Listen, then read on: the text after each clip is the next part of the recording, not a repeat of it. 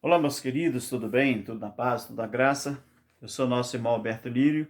Você já me conhece e graças a Deus nós estamos sempre unidos, reunidos na graça de nosso Senhor Jesus Cristo para sempre crescermos, não é? No entendimento sobre a graça de Deus. Meus queridos, deixa eu fazer uma pergunta. Você sabia que o pecado, o fim do pecado, ele tinha sido profetizado antes mesmo de Jesus se manifestar como o Filho de Deus, para que ele pudesse aniquilar justamente esse pecado? Eu estava observando uma coisa interessante, é, que as religiões, principalmente a religião evangélica, não é? Eles se baseiam muito na Bíblia para falar sobre o arrebatamento da igreja, a grande tribulação. Eles se baseiam muito na Bíblia, mas sem levar em conta que todas as profecias bíblicas relacionadas a, o, a grande tribulação, relacionado ao fim da lei, todos eles pegam os versículos bíblicos, isolam ele e futurizam. Aí nunca vai acontecer uma coisa, nunca vai ser cumprido aquilo, porque tudo que eles leem na Bíblia, eles jogam para o futuro, ou seja, eles futurizam. Então, o fim do pecado, ele foi profetizado mesmo antes da manifestação do Jesus de Nazaré, ou a sua presença física aqui na terra. Quando nós observamos Gênesis capítulo 3, versículo 17, fala assim: maldita é a terra por tua causa. Em outras palavras, Adão, Deus diz: maldito vai ser a terra por sua causa. Sua, quem? Por Adão.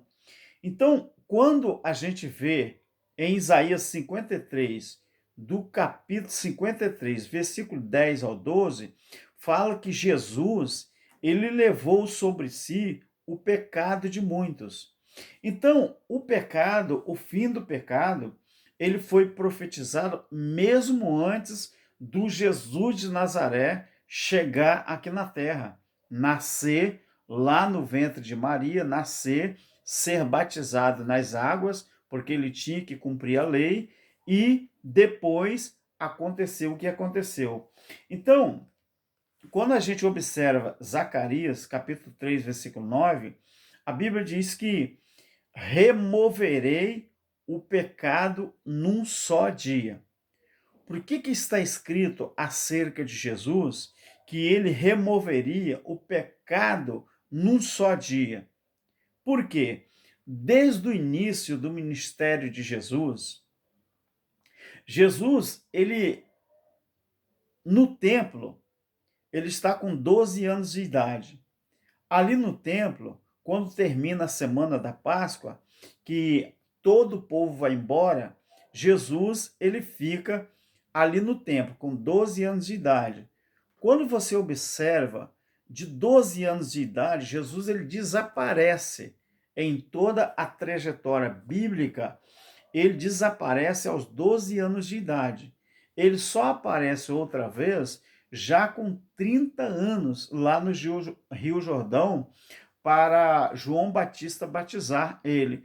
Ou seja, Jesus fica 18 anos, vamos dizer assim, não vou dizer desaparecido, mas se oculta ele dos 12 anos até aos 30 anos. Então, ele fica ocultado, quer dizer, 18 anos sem Jesus aparecer, ou seja, sem ele dar as caras. Então, quando fala Zacarias 3:9, removerei o pecado num só dia. Por que que removerei o pecado num só dia? Todos nós sabemos que Jesus, ele veio justamente para aniquilar o pecado. E isso Colossenses 2, a partir do 13, Isso, Hebreus 2, também a partir do 13. Então você vê que ele diz que ele veio para aniquilar o pecado. Por que aniquilar o pecado? Por que pecado? Para quem acha que pecado é um nome próprio, não é. Pecado é um adjetivo para aquilo que era transgressão. O problema de muita gente é que faz confusão com o nome pecado. A palavra pecado é um adjetivo para tudo aquilo que era transgressão, para tudo aquilo que era errado. Então nós temos que aprender que pecado era a transgressão da lei. Assim como adultério é uma relação extraconjugal entre um homem e uma mulher, pecado era uma transgressão. É o nome que foi dado a quem transgredia a lei, ou é o nome que foi dado àquela situação de transgressão. Você quer ver uma coisa? Como que eu sei que eu transgredi a lei do Detran? Porque existe uma lei dizendo o que é uma transgressão, o que é certo e o que é errado.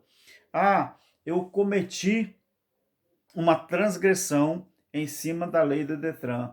Eu cometi uma infração. Os judeus, eles eram propício a cometer infrações, a cometer transgressões. Por quê? Porque as 613 ordenanças, impossível dos judeus seguir à risca. Então, foi dado o nome de transgressão. Então, essa transgressão levou o nome de pecado. Então, observamos que, quando a Bíblia diz removerei o pecado num só dia, é porque quando Jesus, ele realmente, ele falou com seus discípulos, Mateus, capítulo 16, versículo 28, ele disse assim, na verdade, eu vos... Meus queridos, o vernáculo da língua portuguesa, ele tem que ser levado em consideração pelos pregadores da palavra, pelos líderes do sistema, pelos pastores, porque se o vernáculo da língua portuguesa não for levado em consideração, os seus ouvintes nunca vão entender o que é uma profecia bíblica, se aquela profecia bíblica estava no passado, está no presente ou se prolonga para o futuro. Quando Jesus falou para os discípulos, Mateus 16, 28, em verdade, eu vos, meus queridos, é a segunda pessoa no plural. Ele estava falando, vos é para vocês, aquele povo presente ali com ele. Então, Jesus não estava falando, é para vocês brasileiros, é para vocês americanos, é para vocês bolivianos, peruanos. Jesus está falando, vos, é aquela plateia presente com ele ali. Jesus diz, na verdade, eu vos digo que alguns de vocês que aqui estão, meus queridos, há 2000 anos atrás, o verbo aqui estão era presente naquele momento. Mas o que o sistema faz? Eles leem essas passagens sem respeitar a colocação verbal ou respeitar o tempo verbal. Essa é a maior confusão que a religião, principalmente a religião evangélica, ela causa na mente das pessoas. Olha para você ver a grande tribulação. Está na cara ali, para quem quiser ver, que a grande tribulação ela era um evento específico para a nação de Israel. Mas por que os líderes religiosos eles futurizaram essas passagens para que as pessoas pudessem acreditar que ainda vai acontecer? Porque serve como moeda de troca. Então, todos os eventos relacionados, desde o Gênesis até Apocalipse, com respeito a manifestação do Filho do Homem, a manifestação do Filho de Deus, a manifestação do Cristo ressuscitado, todas elas estão no tempo verbal do passado. Não existe um no tempo futuro, não existe. Então, quando ele falou que ele iria remover o pecado num só dia, é porque o dia do juízo foi justamente naquela manifestação em que o exército romano veio para cobrar de Israel.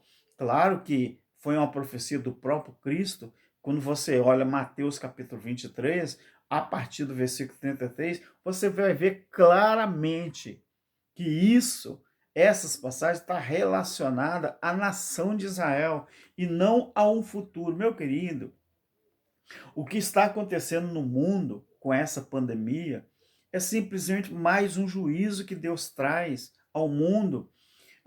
Depois que o Apocalipse acabou, a Bíblia parou de ser escrita, não vai acontecer mais nada? Não? Vai, filho. Mas é pós-Apocalipse, é pós-manifestação do Filho do Homem, é pós-grande tribulação. Daqui a 50 anos, nós não vamos estar aqui mais. O que vai acontecer não cabe a mim, não cabe a você. Você entende, meu querido? Então, quando ele fala removerei o pecado num só dia, é porque ele removeu. Você vai em Gálatas, no capítulo 2, e observa ali o que diz.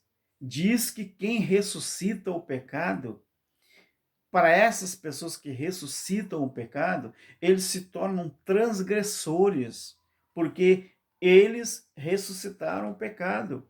Mas quem ressuscita o pecado se torna transgressor, ele também está anulando a cruz de Cristo. É isso que a Bíblia diz. Então, se você acredita que o pecado não foi removido, é porque você também acredita que o sacrifício de Cristo, ele foi em vão. Ele não aconteceu. Para você que pensa isso. Então, olha bem o que diz Mateus, capítulo 1, o versículo 21.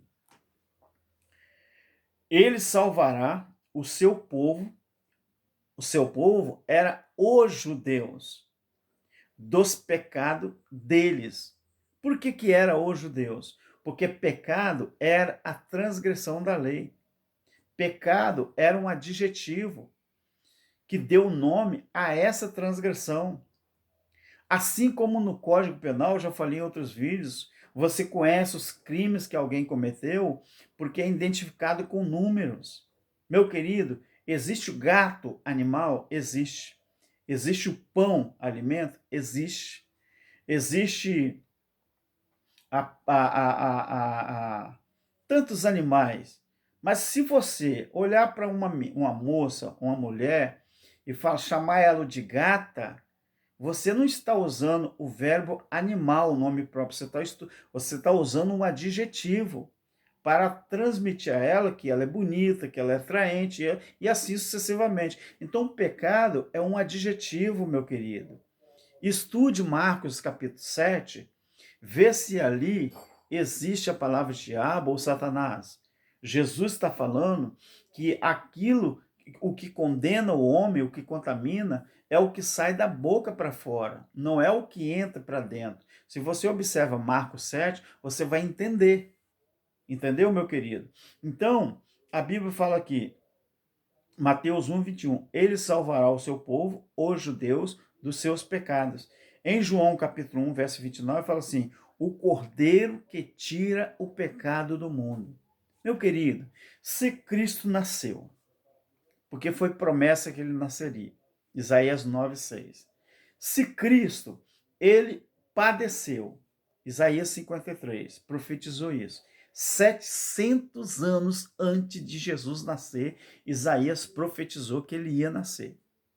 Se ele sofreu, Isaías 53, se ele morreu a morte de cruz, e a morte de cruz dele foi para ele arrancar o pecado do mundo, tirar o pecado do mundo. João Batista falou isso. Então, se nós acreditamos que Cristo surgiu, que Cristo morreu, Cristo ressuscitou e ele aniquilou o pecado do jeito que a Bíblia diz. Então, por que eu, dizendo que sou cristão, eu ainda continuo dizendo que existe pecado no mundo. Se João Batista disse que Cristo, o Cordeiro, ele se manifestaria para tirar o pecado do mundo, como que eu posso ter coragem de usar a Bíblia Sagrada, a palavra de Deus, e dizer que ainda tem pecado no mundo? Não seria a mesma coisa que dizer que Cristo não fez um trabalho completo? Não fez a mesma coisa? Seria a mesma coisa que dizer que o sacrifício de Cristo na cruz foi em vão? Então por que que a religião insiste em bater nessa tecla e dizer que o sacrifício de Cristo foi em vão? Porque, na verdade, quando eles ressuscitam o pecado, eles estão dizendo que o sacrifício de Cristo na cruz do Calvário foi em vão. É isso que nós tentamos colocar na cabeça das pessoas. Agora, o que era o pecado e como ele entrou no mundo? Romanos capítulo 5, o versículo 12 ao 14 fala assim, que por um só homem entrou o pecado no mundo. Por um só homem. Vem cá, mas não foi a mulher que enganou Eva?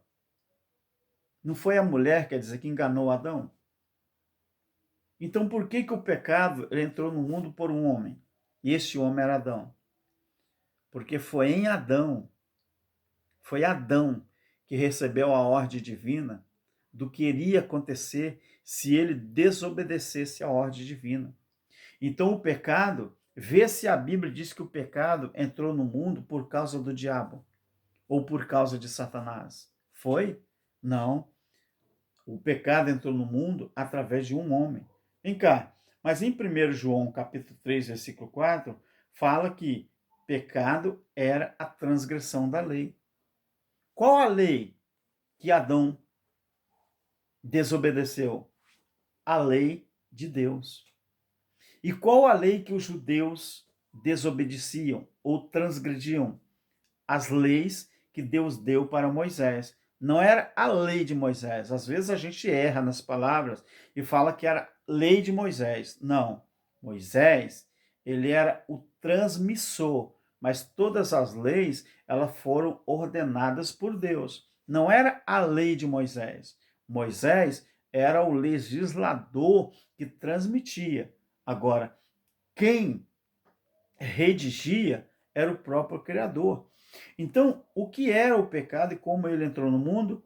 Por um só homem entrou o pecado no mundo. Romanos 5, 12 ao 14. 1 João 3 e 4, pecado era a transgressão da lei. Em 1 Coríntios, capítulo 15, 56 e 57, fala que a força do pecado era a lei. Você está entendendo aqui por que o homem, ele pecava direto? Porque pecado era transgressão da lei. O homem, ele transgredia a lei direto. Então, ele pecava, porque pecado era a transgressão da lei. Então, a Bíblia fala, pecado era a transgressão da lei. Seria a mesma coisa que você pedir ao seu filho para não fazer uma coisa todo dia e falar assim, meu filho, se você fazer isso que eu estou falando para você não fazer, o nome desse delito, dessa desobediência, se chama assim, assim, assim. Então, se você falar, meu filho, essa desobediência que você fizer, eu vou chamar de, vamos dizer, assim, de uma palavra qualquer. Vamos usar um adjetivo aqui. Eu vou falar, se você cometer esse erro, esse pecado, eu vou chamar de abominação. Tá bom, meu querido? Então, aí, quando você chega de tarde no trabalho, aí você descobriu que o seu filho desobedeceu 5, 10 vezes no dia. Aí você fala assim, meu filho, você cometeu abominação. Aí o filho, por quê, pai? Porque você desobedeceu tantas vezes. Então, você me abominou tantas vezes. Por quê? Porque aquele delito você batizou por nome de abominação. Então, a transgressão, ela foi batizada com o nome de pecado. Pecado era a transgressão da lei. Então, dá para entender que a Bíblia diz a força do pecado era a lei. Em outras palavras, A força para o carro andar é a gasolina. Se você tirar a gasolina do carro, o carro não vai andar. Então, suponhamos que a gasolina recebe o nome de pecado.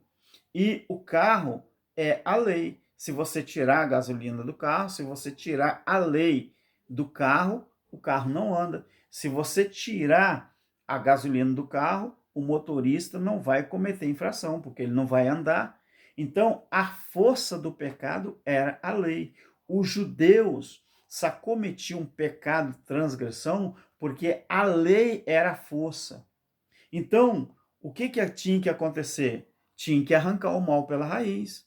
Para que os judeus, então, não cometessem tais transgressões, era necessário, então, que aquele pecado, aquela transgressão fosse tirado. Então, foi para isso que Cristo se manifestou. João diz, o Cordeiro de Deus que tira o pecado do mundo. Mas quando a religião impõe isso para nós, nos chamando de pecadores, na verdade, eles estão blasfemando contra o Filho de Deus e falando aqui, olha aqui Cristo, nós ressuscitamos o pecado e o seu sacrifício na cruz não valeu nada. É isso que o sistema, é isso que a religião está fazendo com o sacrifício de Cristo. É simples entender, gente. É muito simples. Então, Romanos 4,15 fala assim, a lei, ela produz ira. Ah, mas às vezes alguém fala assim, mas só os ensinadores da graça que estão com a verdade? Não, meu querido. Nós não somos o dono da verdade. A diferença é que nós procuramos entender os verbos, os advérbios, nós procuramos entender as colocações verbais, os tempos verbais, nós procuramos entender a palavra do jeito que ela é. Entendeu, meu querido? A gente não tira as coisas da cabeça e fica tentando botar na cabeça dos outros, não. É a palavra de Deus, a gente só lê o que está escrito. Então, quando você observa, a lei produz ira. Por que que a lei produz ira? Ô filho, às vezes você é pai, de tanto você falar com um filho para não desobedecer, ele continua desobedecendo, aquilo ali vai chegar uma hora que vai subir ao clímax, vai chegar um ponto de que você não vai conseguir mais absorver aquilo. Então, Romanos 7:7 fala, o pecado tornou-se conhecido por causa da lei. Se não existisse uma lei dizendo que aquela transgressão era pecado, você não ia saber. Então, você só soube que aquilo era pecado, era transgressão por causa da lei, porque a lei dizia que se não obedecesse era errado. Você vai no livro de Levítico e você vai ver ali uma sequência de leis. E aquilo ali tem leis ali para tudo, tem ordenanças ali para tudo.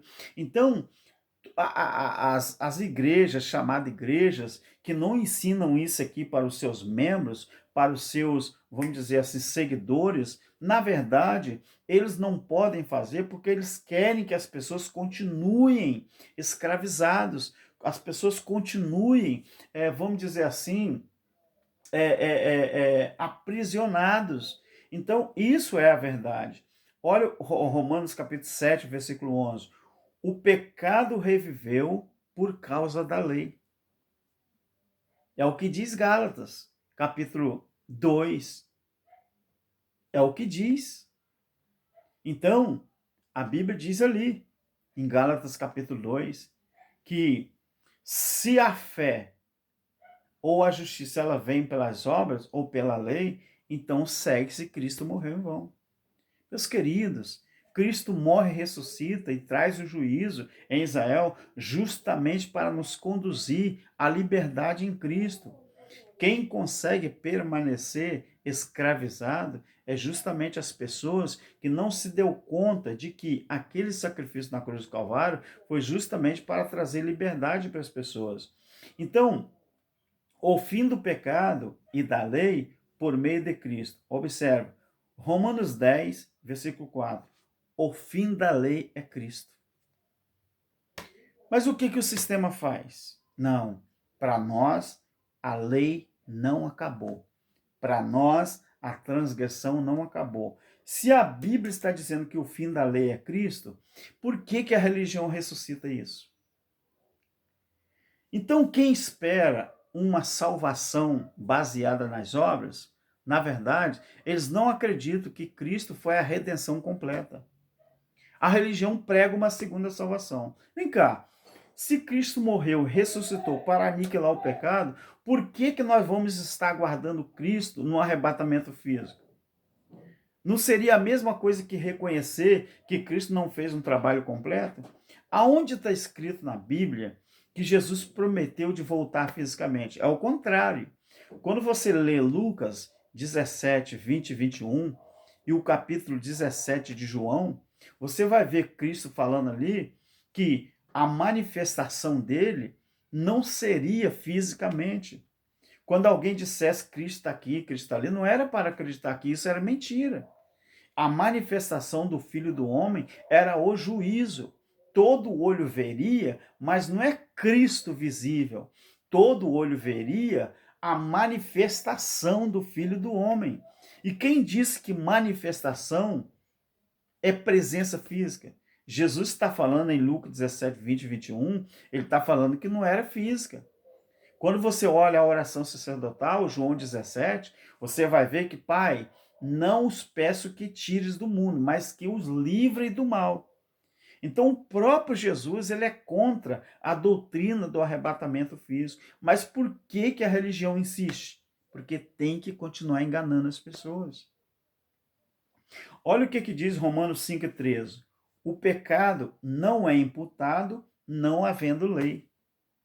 Cristo veio abolir a lei? Veio. Cristo manifestou-se para tirar o pecado? Sim. Cristo aniquilou o pecado na cruz? Sim. Então, por que que a Bíblia diz que o pecado ele não é imputado quando não há lei? Mas por que que as religiões, denominações ressuscitaram a lei? Porque tem que conscientizar o povo que eles são pecadores. Aí, quando o povo tem noção de que eles são ainda pecadores, eles precisam do homem. Para quê? Para ficar dando ordem a eles. Mas Cristo não já fez esse papel? Você tem essa noção? Tem esse entendimento? Olha o que diz aqui, Romanos 4,15. Onde não há lei, não há transgressão. Meu querido, aquela velha aliança, ela não já foi substituída pela nova? Aquele Velho Testamento, 613 ordenanças, não foi substituído pelo Novo Testamento? A Bíblia nos diz em Hebreus capítulo 12 que nós já chegamos à Assembleia Universal, nós já chegamos ao Monte Sião, nós já chegamos à Nova Jerusalém, que essa é espiritual, chamada igreja, a esposa do Cordeiro. Então nós já estamos, a nossa posição em Cristo é de esposa, não é noiva, não é namorada. Então Romanos 7,8 fala que sem a lei o pecado está morto. Como eu falei, vamos dar o exemplo do Detran. Você sabe que no Detran existe lá as regras. Como que você comete uma infração, avançar um sinal vermelho, fazer uma conversão no sentido contrário, desobedecendo, você avançando o sinal vermelho, como eu já disse, você cometendo infração de alta velocidade acima do limite permitido. Como que você sabe que você cometeu um crime? Vamos dizer, uma infração. Porque vai chegar para você a multa. Aqui, ó, onde não há lei, não há transgressão. Nós só podemos transgredir a lei do Detran porque existe lei, existe registros falando que aquilo é uma transgressão, que aquilo é, vamos dizer, um crime, uma transgressão, que aquilo foi um erro. Nós cometimos uma infração. Então, aqui, ó, os judeus, eles cometiam infração, eles cometiam transgressão, que era chamado de pecado, porque existia aquela lei. Mas a Bíblia diz que Cristo ele se manifestou para dar fim àquelas 613 ordenanças. Então, se ele deu fim, se ele inaugurou uma nova aliança, por que então que a Bíblia diz que onde não há lei, não há transgressão. Então, se Cristo veio abolir aquilo, não há transgressão. Mas o sistema fala com você que ainda é transgressão. Sabe por quê? Porque eles não acreditam que o Cristo, o Filho de Deus, se manifestou para aniquilar o pecado. Mesmo a Bíblia dizendo que foi sim, que ele se manifestou para anular o pecado. Agora veja bem, Hebreus 9, 26. Aniquilou o pecado de uma vez por todas. Nem assim. Nem a Bíblia dizendo, uma vez por todas. Em outras palavras, não tem mais, acabou, aniquilou. 2 Coríntios 5, 19, 21, esse texto mostra que para que nós se tornássemos justiça de Deus, era necessário a aniquilação do pecado. 2 Coríntios 5, 19, 21. Esse texto mostra que para que nós se tornássemos justiça de Deus, era necessário a aniquilação do pecado. Cristo aniquilou o pecado para que nós pudéssemos nos transformar na justiça de Deus. Você entende por que o sistema, eles não se acham justiça de Deus? Porque para eles o pecado não foi aniquilado. Olha o que diz Hebreus 10 e 14. Aqui diz que ele nos aperfeiçoou para sempre. Aperfeiçoou ou não aperfeiçoou, querido? Aperfeiçoou para sempre. Sempre é o quê? Sempre, eternamente. Você que acredita numa segunda salvação que a religião prega, não acredita não, querido. Não acredite não. Isso é mentira. Isso são invenções que o sistema arruma. Então, você que acredita que a grande tribulação ainda vai acontecer, não, querido. A grande tribulação foi os dias que premeditaram o juízo do ano 70. Foi os dias que premeditaram a manifestação do Filho do Homem. Estude a Bíblia direito, respeitando pelo menos o vernáculo da língua portuguesa. Pelo menos que nós somos brasileiros, temos que respeitar o vernáculo da língua portuguesa.